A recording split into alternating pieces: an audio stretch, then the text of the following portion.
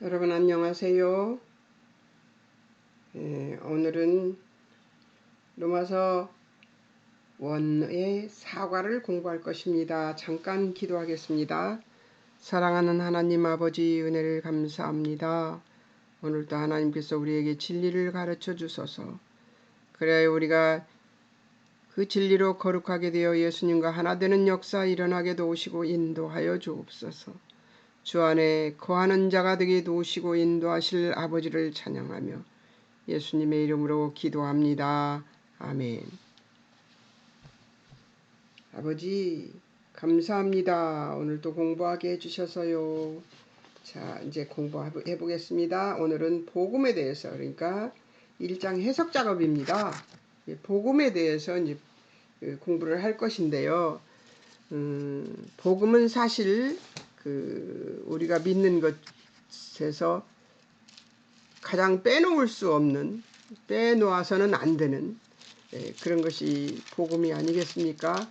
그런데 이 로마서 1장에서도 복음을 1장부터 지금 가르치고 있습니다. 1장부터 어떻게 가르치고 있느냐? 이제 1장부터 9절까지를 1장 1절에서부터 9절까지를 복음에 대한 얘기를 쭉 하고 있습니다. 아주 굉장히 중요하다고 생각이 들어서 바울이 그랬겠지요. 우리는 바울에게 가보지 않아서 아직 모르지만 바울이 복음이 중요하다는 것은 알고 있기에 이것을 이렇게 많이 부각시킨 게 아닌가. 로마서 첫 머리에서부터 그런가 생각이 듭니다. 그런데 로마서 책에서 이제 로마서 1 그 책에서 보면 그 복음에 대해서 연구하게 돼 있어요. 그래서 복음을 연구해서 표를 만들어 보니까 이 전체가 복음에 대해서 아는 일이 써 있었어요. 그래서 제가 사과는 이게 복음에 대해서 자세하게 알게 하는 거구나 싶은 생각이 들어서 열심히 공부해봤습니다. 자, 이제 어원, 복음 기쁜 소식이라고 하죠. 단어 연구한 겁니다. 요한겔리온, 기쁜 소식, 복음, 익숙한 기쁜 소식을 의미하는데요. 익숙한 기쁜 소식을 의미하는 거래요. 하나님께서 예수님의 성육신과 죽으심과 부활에서 세계의 구원을 위하여 역사하셨다는 것이 바로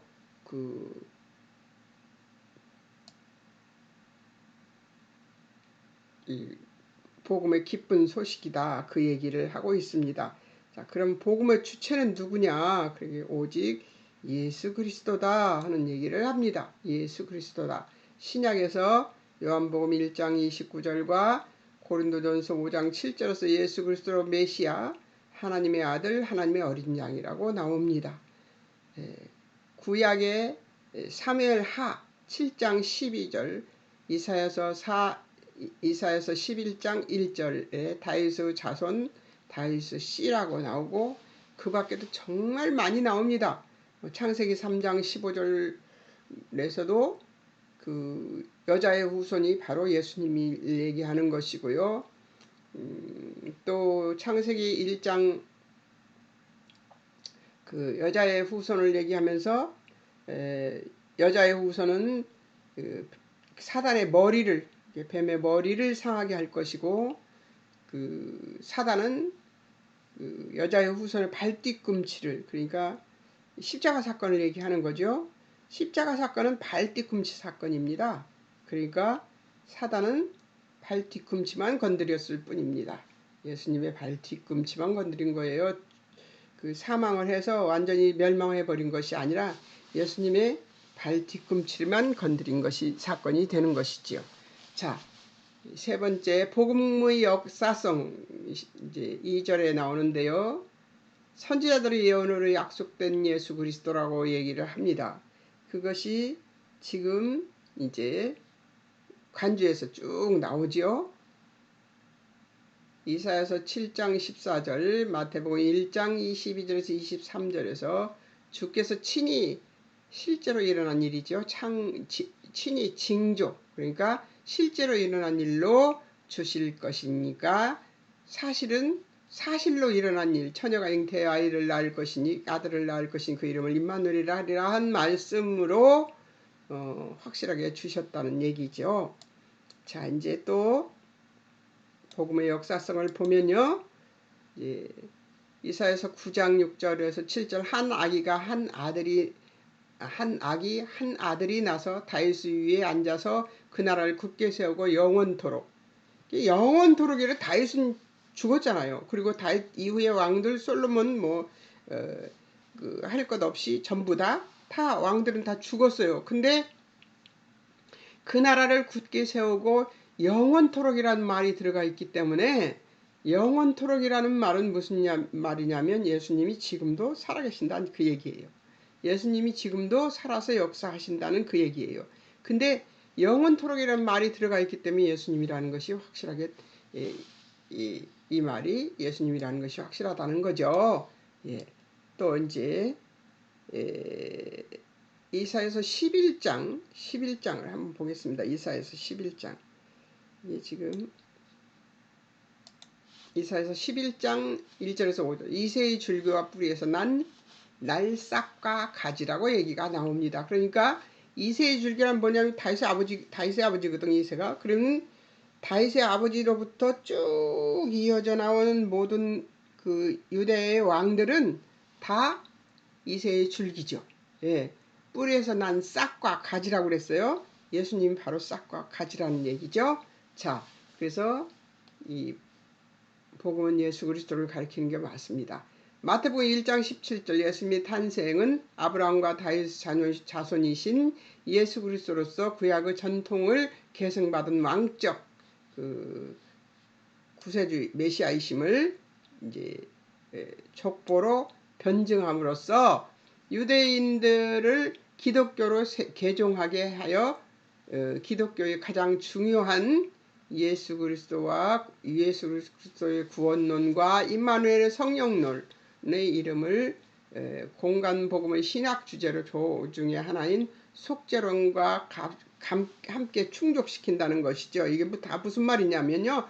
속죄론, 구원론, 성령론 이런 것들이 다 무슨 뜻이냐면 예수 그리스도가 우리 그 구세주라는 사실을, 메시아라는 사실을 믿는 믿음을 유대인들에게 주기 위해서 마태복음 누구를 위해서 쓴 성경이에요? 유대인들을 위해서 쓴 거예요. 그래서 구약이 많이 들어가 있는 것이죠. 근데 그 구약을만 알고 구약만 믿겠다고 덤비는 유대인들에게 예수 그리스도가 구원한 것, 십자가에서 죽으심으로 피 흘려서 죽으심으로 이 인류의 죄를 모두 용서하시고 구원하시겠다는 구원론과 임마누엘, 항상 함께 계시겠다는 성령론. 성령님은 어때요? 우리를 위해서 임마누엘, 같이 계시겠다 그 얘기지요. 이들의 이름, 임마누엘이라는 이름, 예수 그리스도라는 이름,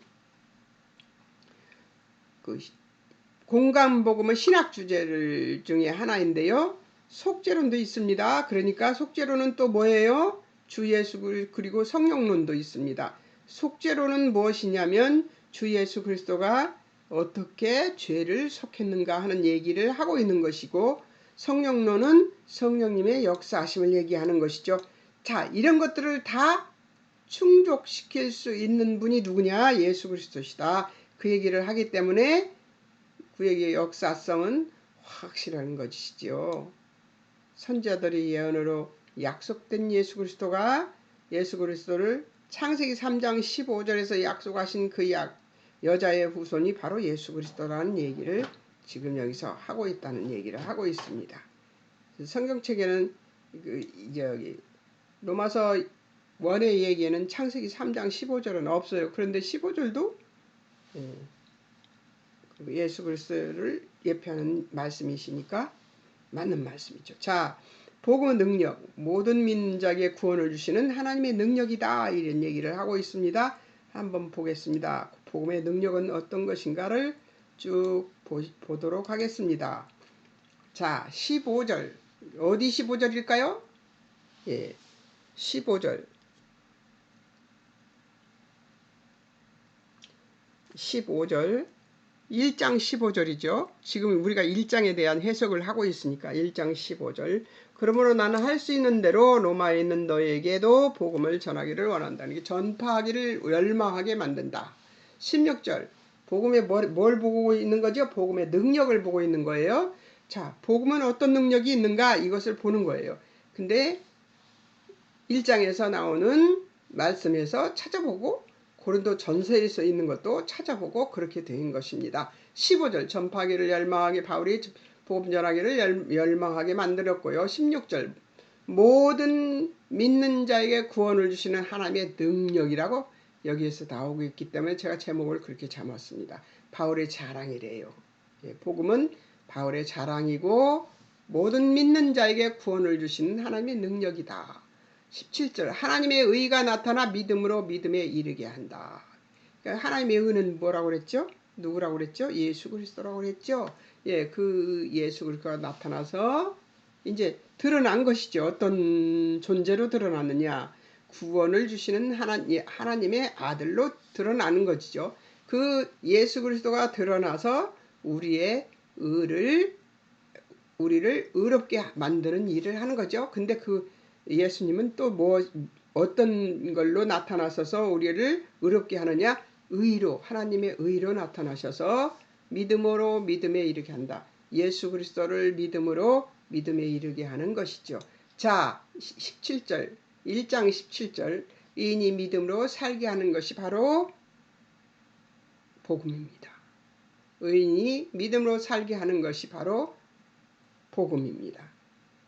예수 그리스도를 믿고 예수 그리스도가 십자가에 죽으심으로 죽으심으로 우리의 죄를 싹 다 가져가시고 또 3일 만에 죽은 자 가운데서 부활하심으로 우리가 영원한 삶, 영생을 얻은 것이 되는 것이죠. 그 예수 그리스도를 믿는 믿음이 의인이 믿음으로 의인이 먼저 되지요. 예. 믿음으로 살게 하는 것이라고 그래요. 의인이 예수 그리스도를 믿게 되면 의인이 된 거예요. 그러니까 나는 죄인이다고 죄인답게 살려고 하면 안 되는 것이죠. 우리는 죄인이지만 죄를 지어 하나님 앞에 용서받기를 구해야 되는 인생이지만 우리는 어떤 사람으로 살아야 돼요? 하나님 앞에서. 사람 앞에서는 상관없습니다. 물론 사람 앞에서도 하나님의 백성으로 살아야 되고 하나님의 의인으로 살아야 되지만 하나님 앞에서 특별히 우리는 의인입니다. 어떻게? 예수 그리스도가 여기 있습니다. 이 안경이라고 칩시다. 예수 그리스도라는 안경을 하나님께서 끼고 우리를 보시기 때문에 우리를 의인으로 보시는 거죠. 하나님이. 그러니까 우리는 의인이에요. 믿음으로 살게 하는 것이 바로 복음입니다. 예수 그리스도가 나의 구주십니다를 고백 안 하면 의인이 될 수 없죠. 예. 그러니까 의인이 되는 길은 하나님 앞에서 의인이 되는 길은 어떤 길이 있어요? 오직 예수 그리스도를 믿는 것밖에는 없습니다. 이것이 복음이에요. 예. 오늘 제가 예수를 처음 믿는 사람을 만나야 해요. 그런데 이제 예수를 믿고 싶기는 한데 어떻게 믿어야 되는지 모르는 사람을 만나야 되는데요. 이제 한 2-3시간 후에 만나야 될 것 같습니다. 지금은 새벽이에요. 제가 4시에 일어나서 예배드리고 기도하고 그리고 지금 6시부터 이 공부하는 것을 가르치는 일을 시작했습니다. 근데 오늘 그것을 해야 되는 이제 얼마를 해야 될지는 모르겠어요. 제가 좋은 선생이 못 되어서 오래 가르치게 될지 금방 해결이 될지는 잘 모르겠습니다만 오늘 이 말씀 갖고 가르치면 되겠네요. 예, 하나님께서 체험까지 하게 만드시네요. 감사합니다. 자, 이제 고린도전서에서 한번 보겠습니다. 15장 1절에서 8절. 고린도전서 15장 1절에서 8절 말씀입니다. 복음이 확증이라고 얘기를 합니다. 부활의 확증이 바로 복음이다 하는 얘기를 하고 있습니다. 1절에서 바울이 전에 알게 한 것이 바로 복음이고요. 1절 너희가 받았으며 너희가 그 가운데 선 것이 바로 복음이라고 얘기를 합니다. 자, 그 다음에 2절 어디냐면 고린도전서 15장 2절입니다. 굳게 지키고 믿었으면 구원을 얻게 하는 것이 바로 복음이라고 합니다. 자, 3절 먼저 받은 자가 전하게 되는 것이라고 합니다. 먼저 받은 자가 복음은 전도함으로 되는 것이죠. 저처럼 먼저 그 복음을 알았으니까 다른 사람에게 오늘 만나는 사람에게도 제가 복음을 전하게 되는 것이죠. 자, 3절 그리스도께서 우리 죄를 위해 죽으시고 그것이 바로 복음입니다. 그리스도께서 우리를 위해 죽으신 것이 바로 복음입니다. 4절 장사 지낸 바 되었다가 이것도 복음입니다. 4절 성경대로 사흘 만에 다시 살아나신 것이 바로 복음입니다. 이 세 가지가 다 복음이에요. 자, 5절에서 6절 게바에게 보이시고 게바가 누구죠? 베드로죠? 보이시고 12제자와 500기어 형제에게 보이신 것이 바로 복음입니다. 자, 7, 8절 야고보 모든 사도 바울에게 보이신 것이 바로 복음입니다. 자, 어때요? 복음은 어떤 거예요? 계속 전파되고 있는 모습을 볼 수가 있죠. 너에게 전한 복음이신 예수 그리스도는 자, 보겠습니다. 너에게 전한 복음이신 예수 그리스도는 성경에 예언된 대로 오셨다가 죽으시고 부활하신 분이심으로 예수 그리스도를 믿는 자에게는 예수 그리스도에게서 전가된 능력이 주어진다는 것이죠. 예수님이 우리를 위해서 십자가에 죽으시고 부활하신 그 능력이 죽으시고 부활하신 그 능력이 우리에게도 전가된다는 거예요. 그래서 우리 전가된 능력이 주어진다는 게 전가된 능력은 무엇이냐? 의롭게 되는 것이죠. 의롭게 되어서 우리가 또 다른 사람을 어떻게 할 수 있어요? 의롭게 만들 수 있는 것이죠. 그 능력이 우리한테 주어진다는 것이죠. 그러니까 복음 전하는 것을 안 하면 어떻게 돼요? 그거를 말하자면 소장하고만 있고 저기를 안 하는 거죠. 쓰지를 사용을 안 하는 것이죠. 열심히 사용하십시오. 그럼 능력이 자꾸만 능력이 자꾸만 생길 것 같아요. 그죠? 하나님께서는 아주 전도에 미련한 것으로 우리를 성장시키는 일을 시키고 계십니다. 그리고 그 일은 어떤 것이냐면요. 우리가 감히 하나님의 일에 동참하고 참여하는 일입니다. 그렇기 때문에 우리가 감히 하나님의 일을 할 수 있는 거죠. 우리가 하나님의 일을 할 수 있는 존재나 되나요? 전혀 아닙니다. 우리는 그럴 만한 자격이 없어요. 그럴 자격이 없다고 생각하고 겸손만 떨고 있으면 그것도 교만입니다. 그런 겸손은 교만이에요. 그리고 언제든지 사용하라고 하시면 사용되어져야 됩니다. 그것이 순종이고 항복입니다. 그 항복은 하나님이 아주 기뻐 받으시는 것입니다. 그리고 우리도 기뻐지는 것이죠. 그걸 하고 나면 그 전도를 하고 나면 우리도 기뻐지잖아요. 여러분들은 안 해보셨나? 해보셨을 겁니다. 전도했을 때 정말 날아갈 것 같이 좋아요. 왜 그런가 생각했더니 바울이 그게 좋아서 이렇게 열심히 복음 전하는 일을 하는지도 모르겠습니다. 이방인들은 정말 기초적인 것이 없잖아요. 하나님에 대한 기초적인 것이 없습니다. 하나님이 어떤 분인가에 대해서 기초적이 없는 것이죠. 우리 모두 그렇게 기초적인 것이 없는 상태에서 예수 그리스도를 믿게 됐고 우리는 하나님에 대해서 그 기초 지식이 참 없는 사람들입니다. 그럼에도 이렇게 열정적으로 복음을 증거할 수 있게 만들어 주신 하나님께 정말 감사해요. 그러니까 하나님을 더 열심히 알아야 돼요. 이방인인 우리는. 유대인들은 하나님을 다 알고 있잖아요. 그런데 그 하나님을 왜곡되게 지금 알고 있는 거죠. 말하자면 편식하는 거예요. 예. 그러니까 그렇게 알고 있기 때문에 지금 예수님을 안 받아들이는 것이지, 그들이 하나님을 몰라서 그러는 것은 아니라고 봅니다. 하나님을 알되 우리가 다 알지 못하는 것인데, 이 유대인들이 그걸 다 알지 못하기 때문에 빵떡 모자 쓰고 나는 하나님만 믿겠습니다 하는 거죠. 예. 예수 그리스도가 하나님의 일하심의 족적인데 그거를 믿지 않는 것이죠.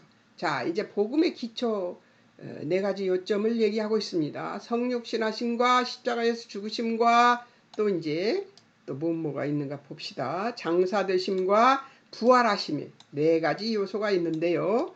예수님이 십자가에서 죽으면 오늘 이거 가르치면 딱 되겠습니다. 이거 오늘 이렇게 체험하게 만드시는 것 같아요, 저한테. 자, 복음의 기초 네 가지 요점입니다. 예수님은 성육신 하셨습니다. 성육신이라는 것은 무슨 얘기냐면은 여자의 몸에 성령님이 잉태하게 하셔서 태어나게 하셨다는 것이죠. 하나님이신데 여자의 몸에 들어가서 저기가 없는 경험이, 남자에 대한 경험이 전혀 없는 마리아의 몸에 들어가서 사람으로 태어나게 하신 것이죠. 그것이 성육신이죠. 근데 이것이 말이 안 되는, 기독교가 말이 안 되는 것들이 참 많습니다. 성육신 했다는 것도 말이 안 돼서 그것을 뭐 또 이렇게 다른 방법으로 뭐 낳게 했다, 뭐 별말이 다 있습니다. 그러나 그런 것들은 다 낭설이고요. 성육신 하신 것입니다. 그러니까 성령으로 잉태되어 마리아에게서 다윗의 후손 요셉의 아들로 낳는데요.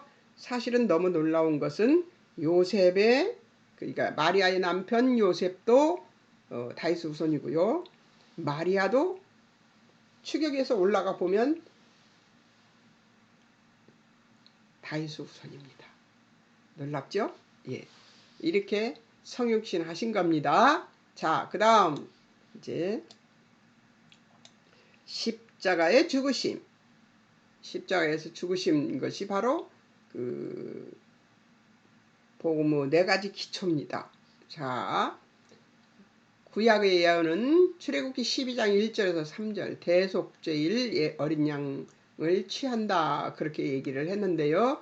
사실은 6월절은 어떤 일이 벌어진 속죄일이라는 것은 어떤 일이 벌어졌냐면 출애굽할 때 어린 양을 취해서 먹고 그 피를 문설주 인방과 좌우 문설주에 발라서 문 들어가는데 우회가 인방이라고 합니다. 그리고 옆에 좌우 문설주에 발라서 6월절 어린 양이 피로 예수님의 예표죠. 구원을 얻는 이스라엘 백성들이 됩니다. 자, 마태복음 27장 45절에서는 이제 성취가 나옵니다. 근데 성취는 굉장히 많이 여러 가지가 나오는데요. 27장 마태복음 27장 45절에서 50절에서는 어린 양으로 희생이 되셨다 이렇게 나옵니다. 그리고 요한복음 1장 29절에서는 요한이 뭐라고 얘기해요? 예수님을 바라보면서 무슨 얘기를 합니까? 세상 죄를 지고 가는 하나님의 어린 양 예수 그리스도다 이렇게 그가 발언을 합니다. 선지자 세례 요한이. 그 다음에 누가복음 22장 15절에서 20절에서는 6월절이 이 6월절의 잔은 내 피로 세우는 새 언약이다 하는 얘기를 합니다. 그러니까 6월절이 포도주를 받아서 이게 먹는 일이 있어요. 그러면 그 잔은 내 피로 세우는 새 언약이다. 그러니까 새 언약이란 말은 무슨 말이냐면 주 예수. 그러니까 예수님이 잔을 나누시면서 이 제자들하고 한 얘기예요. 이게 그러니까 내 피로 세우는 새 언약이다. 그러니까 예수님은 이미 당신이 십자가에 죽으실 걸 알고 제자들에게 이것을 생각나게 하려고 제자들에게 이것을 설명하고 있는 것인데 제자들은 그 당시 아무도 생각지도 못했죠. 예수님이 죽고 그 장로들에게 핍박을 받고 죽을 것이다 하는 얘기를 하고 3일 만에 살아날 것이라는 얘기를 여러 번 했어요. 그런데도 이 제자들은 그 얘기가 무슨 얘기인지를 전혀 이해를 못하고 있는 상태입니다. 예, 인간이 어떻게, 하나님이 어떻게 이 땅에 오셔서 십자가에서 사람들한테 죽고 그리고 그것을 대신해서 인간의 죄를 대신해서 그것을 죄를 갚아주시나, 이런 생각은 그 당시 제가 제자였어도 저도 생각 못할 것 같아요. 그러니까 유대인들이 멍청해서 그런 것이 아니라 하나님은 우리가 생각할 수 있는 만큼의 하나님도 아니시고요. 우리가 알 수 있는 만큼의 하나님도 아니에요. 이게 하나님의 그 놀라우심은 높고 넓고 깊어서 인간이 생각할 수 없는 것이죠. 그래서 이제 그 제자들이 짐작을 못한 거죠. 그 말을 이해 못했던 것이죠. 제가 거기 있었어도, 그리고 여러분이 거기 있었어도 아마 이해 못했을 거라고 생각이 듭니다. 고린도전서 5장 7절, 6월절 양 곧 그리스도께서 희생이 되신다고 나와 있습니다.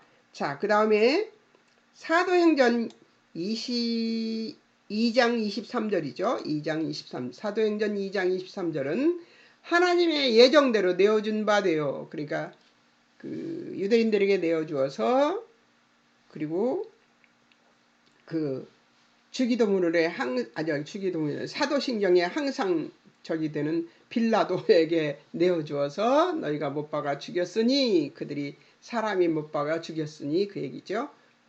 내어준 바 되어서 죽으심으로 그 죽음을 이기신 하나님이십니다.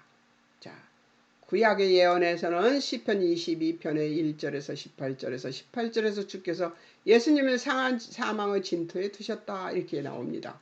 예수님을 사망의 진토에 두셨다고 그래요. 구약 시편은 어떤 시편입니까? 예수님이 오신 뒤에 쓴 시편입니까? 아니에요. 아닙니다. 아직 예수님이 오시기 전이에요. 자, 이사야서 53장 1절에서 12절은 6절에서 여호와께서 우리 무리의 죄악을 그에게 담당시키셨다 나왔습니다.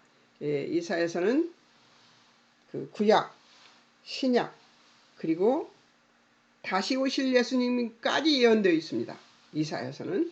그러니까 자, 이사야서를 공부하려면 정말 그 성경에 대한 해박한 지식이 있는 상태에서 해야 돼서, 저는 제가 마지막으로 할 수 있는 그 성경 공부는 이사야서다 이렇게 얘기할 수 있겠습니다. 저는 그렇게 생각하고 있거든요. 왜 그러냐면 그 책은 구약, 신약, 그리고 오실 예수님, 재림 예수님까지를 예언하고 있기 때문에 저는 그 책은 맨 마지막에 공부해야 되는데 제가 그거를 거기까지 해낼 수 있을지 잘 모르겠습니다. 자, 저는 살아있어라 할 때까지만 살아서 이거를 할 거고요. 그리고 그 다음은 저는 모르겠습니다. 예, 제가 지금 언제까지 이것을 할 수 있을지, 이 나이에 언제까지 할 수 있을지 많이 더듬죠, 제가. 근데 전에는 이렇게 더듬지 않았어요, 공부 가르칠 때. 근데 이제 그 눈에는 저희가 이렇게 나오는데 너희가로도 읽히고요. 좀 그렇습니다. 그런데 저는 이것도 여러분들과 함께 더듬는 거라고 생각이 들고, 저는 이런 것들이 그 흠이나 그런 것들이 되지 않기를 항상 기도하면서 방송을 합니다. 젊어서 이 일을 했으면 얼마나 좋았을까요? 이렇게 인터넷으로 할 수 있었으면 얼마나 좋았을까요? 근데 그때는 제가 인터넷이 있었음에도 불구하고 제가 이런 걸 할 생각을 못했고, 제가 아파서 한 8, 9년 그렇게 집에 은둔해 있었습니다. 환자로서. 은둔해 있었어요. 환자로 살았습니다. 그냥 환자였어요. 그런 환자로 살 때는 이걸 생각 못했어요.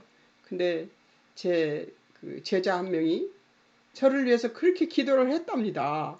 그 배운 것 아까운데 꼭 다시 가르칠 수 있게 해달라고 했다고 해요. 그래서 저는 기도 안 했습니다. 이제 쉬는가 보다 하고 열심히 쉬었는데, 그분은 저를 위해서 그렇게 기도를 했어요. 근데 하나님 그 기도를 들어주신 것 같아요.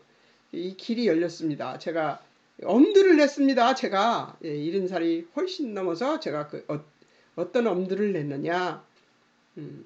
방송 한번 해볼까? 이런 생각을 했습니다. 그리고 하기 시작했는데 엄청 더듬더라고요. 제가 들어봐도. 제가 요즘도 듣습니다. 가끔 한 번씩 그런데 듣는데 들어보면 저 많이 더듬어요. 그런데 용서하십시오. 나이가 먹어서요. 입술에서는 다른 말이 나옵니다. 눈으로는 그걸 보면서 다른 말이 나올 때가 많습니다. 이 변명 그만하겠습니다. 자, 마태복음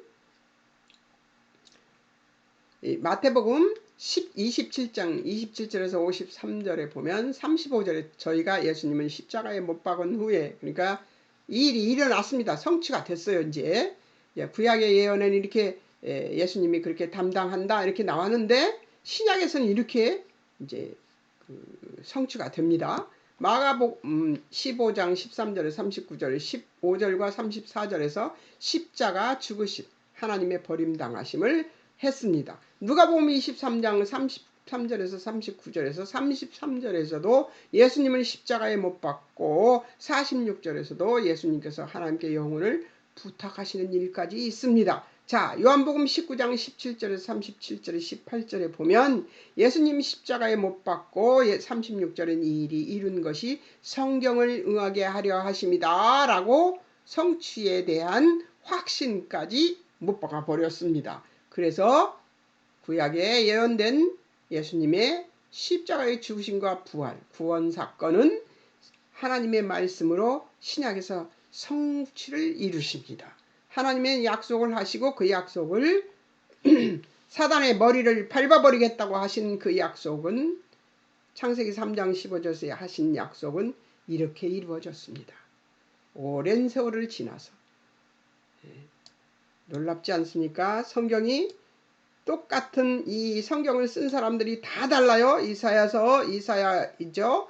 그 다음에 마태복음 마태가 썼죠. 마가복음 마가가 썼죠. 누가복음 누가가 썼습니다. 요한복음 요한이 썼습니다. 자, 이 세 사람, 이 사람들 모두가 다 통일되게 누구를 얘기하고 있어요? 예수 그리스도를 얘기하고 있습니다. 그래서 성경은 누구를 얘기하는 것이냐? 예수 그리스도를 얘기하는 것이라고 감히 말할 수 있습니다.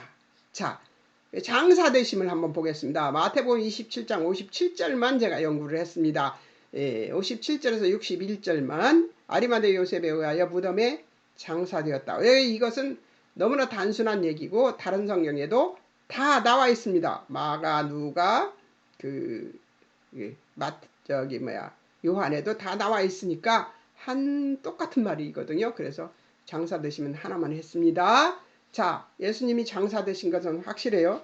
죽으시고 장사되셨습니다. 자, 그 다음에 부활하심. 구약의 예언과 신약의 성취가 이루어지는데요. 한번 볼까요? 구약의 예언은 시편 16편 9절에서 11절 10절 내 영혼 음부에 버리지 않으시며 썩지 않게 하실 것이라고 나옵니다.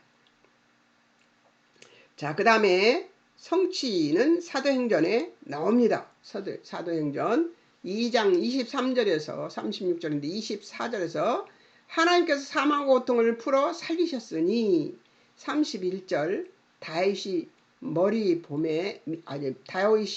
봄에 그리스도의 부활을 말하되 음부의 버림이 되지 않고 육신이 되셨다 이렇게 나옵니다. 육신이 썩음 당치 않으셨다고 얘기가 나옵니다.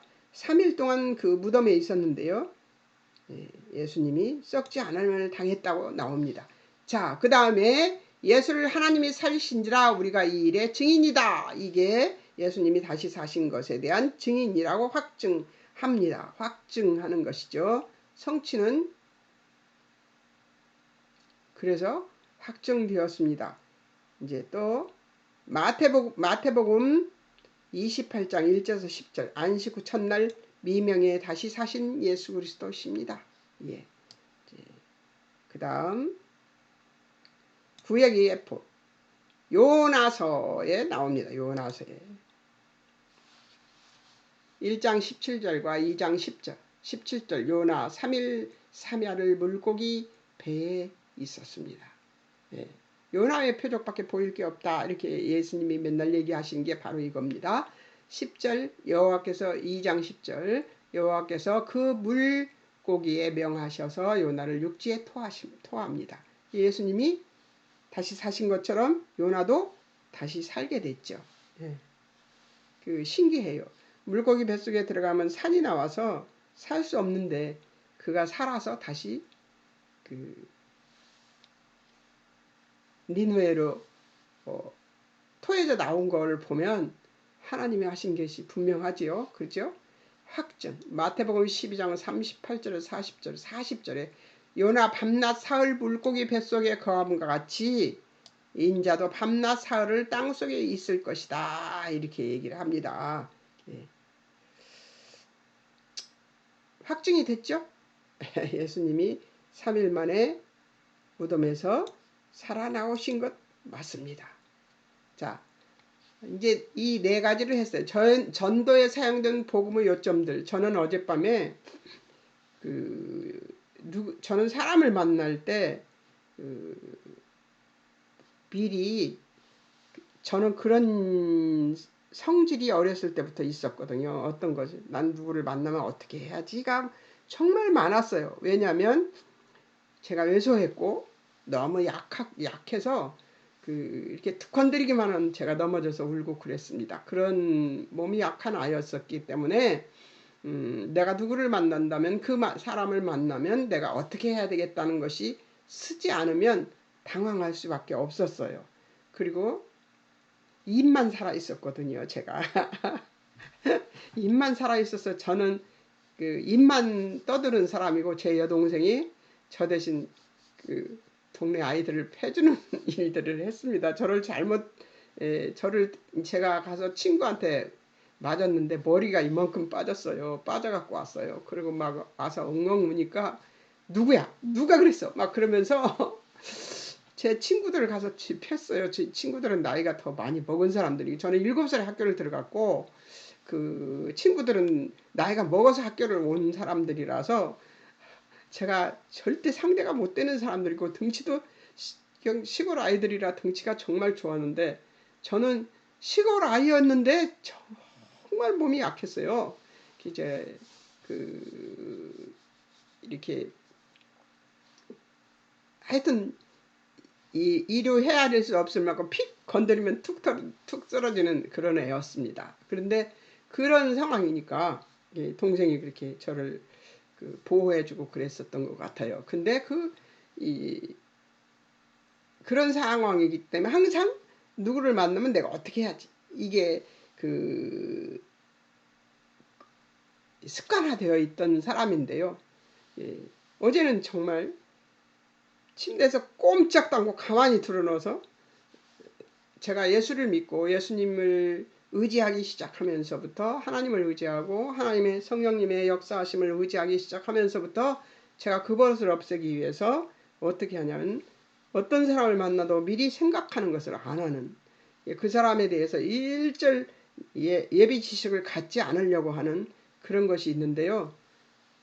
그렇게 하고 있었는데 오늘 내가 이거를 여러분들한테 가르치면서 보니까 오늘 제가 그 사람을 만나서 해야 될 얘기가 여기 다 있습니다. 놀라우신 하나님이십니다. 오늘 또 이거를 하게 하시고 이 시간에 이것이 저한테 주어진 것이 너무 놀랍습니다. 자, 전도에 사용된 복음의 요점들을 한번 보겠습니다. 고린도서 15장 3절에서 8절 성경대로 우리 죄를 위해 죽으시고 장사 지낸 바 되었다가 사흘 만에 다시 사셨다.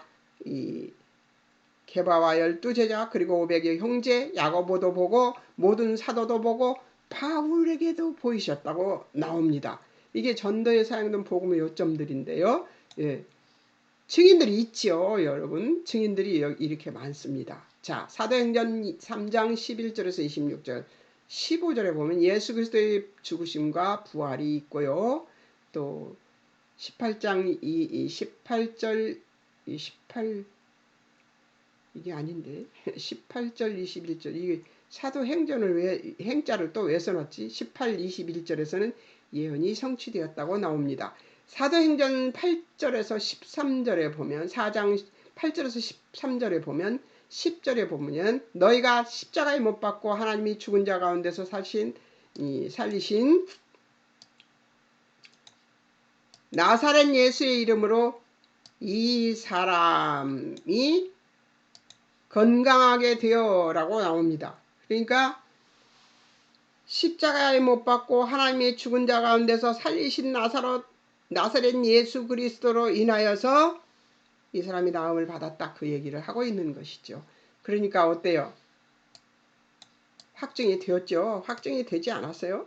전도의 사연된 복음 요점들이 있는데 이걸 막 많이 해도 괜찮아요. 그런데 지면이 부족합니다. 그래서 많이 못하고 조금밖에 못했습니다.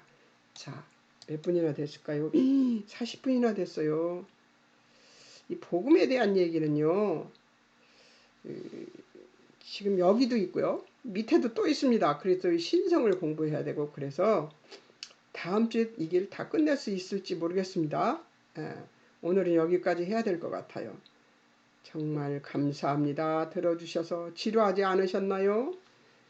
감사합니다. 그리고 다음 주인가요? 오늘이 월요일이죠? 예, 이번 주 목요일 날 또 뵙겠습니다. 자, 잠깐 기도하겠습니다. 사랑하는 하나님 아버지 은혜를 감사합니다. 너무 놀랍게도 오늘 복음에 대한 얘기를 하십니다. 하나님 감사합니다. 하나님이 우리의 필요를 이렇게 바르게 채워주시는 분이신지도 또 몰랐습니다. 어제는 살짝 고민을 했었는데요. 하나님, 오늘 이것을 그 사람에게 가르치면 될 것 같다고 생각이 들어서 정말 감사합니다. 하나님, 놀랍게도 감사합니다. 놀라우신 하나님, 말씀을 증거하고 진리를 증거해서 사람들을 거룩하게 만들게 해주심에 감사를 드립니다. 오늘도 함께 해주셔서 고맙습니다. 예수님의 이름으로 기도합니다. 아멘. 여러분 안녕히 계세요. 목요일 날 뵙겠습니다.